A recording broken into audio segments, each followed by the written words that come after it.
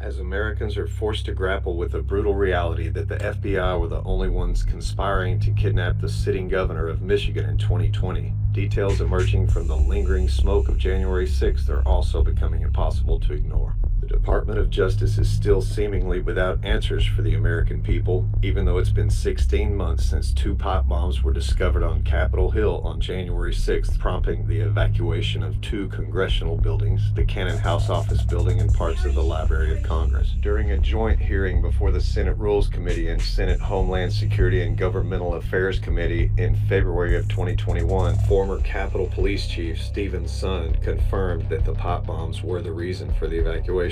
Nevertheless, the Department of Justice and its Mockingbird media continue to push the outright lie that Congress was evacuated on January 6th because of the mass of people who'd gathered outside the Capitol building to protest what they believed to be a fraudulent election. Even after offering a $50,000 reward and plastering ominous-looking photos across the country, the FBI has so far been incapable of identifying a suspect, and yet the very same FBI had no problem hunting down and raiding the homes of peaceful Americans present in D.C. on January 6th.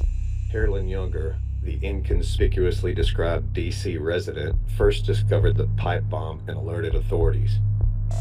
According to Younger, she just so happened to be at the right place at the right time, digging around behind dumpsters on her way back from doing laundry, because doesn't everyone dumpster dive on laundry day? You don't want to go down as the person who evacuates a city block for a hoax. Younger said in an interview with WISN 12 News in Milwaukee. But at the same time, there was just enough of that gut instinct that said, this isn't a place that you put a hoax. At the time, Younger was also a project manager for FirstNet Authority, a public-private partnership between AT&T and first responders to prioritize emergency communications during an attack or disaster.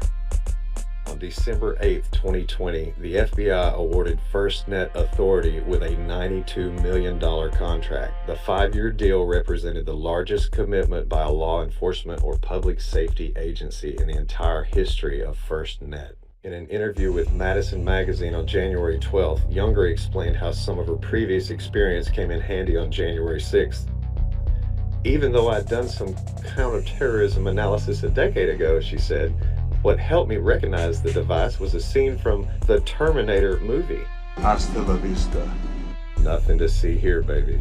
On October 13th, 2020, Stephen M. D'Antuono, a man with a proven history of formulating domestic false flag terror operations, was named Assistant Director in charge of the Washington Field Office by FBI Director Christopher Wray.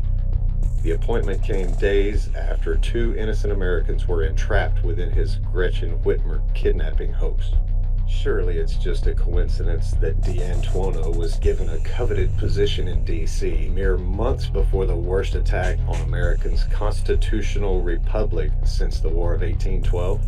In the world of counterterrorism, coincidence is becoming even more commonplace. Another crazy coincidence is the story that Michigan GOP Chair Ron Weiser, through former Michigan Congressman Kerry Bentivolio, offered Bobby Powell, a J6 journalist, $200,000 in exchange for suppressing his footage of the Capitol agitators.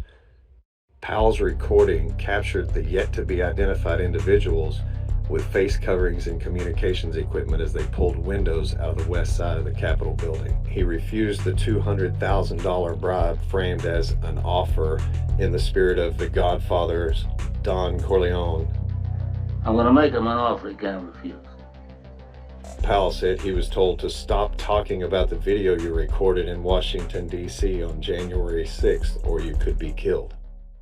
Just 6 weeks later, on January 6, 2022, Garrett James Smith packed his backpack with what the Pinellas County Bomb Squad would later describe as a nail-studded pipe bomb, along with a ski mask, and headed to a rally where Bobby Powell would be speaking for imprisoned January 6er Green Beret Jeremy Brown. Detained unconstitutionally, Brown, who never entered the Capitol building, was arrested on misdemeanor trespass after refusing to work as an FBI informant.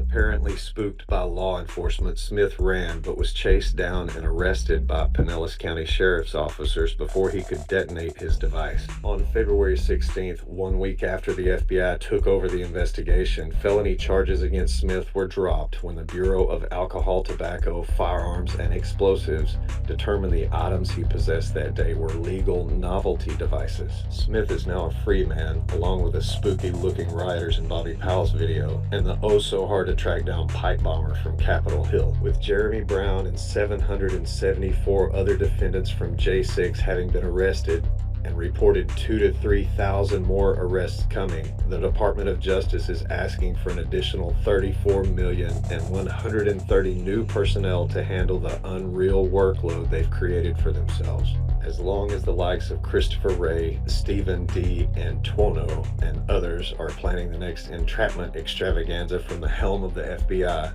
their job security is looking better than ever. But if you think things are looking good now, just wait until they cut a bigger deal with Skynet, FirstNet, whatever.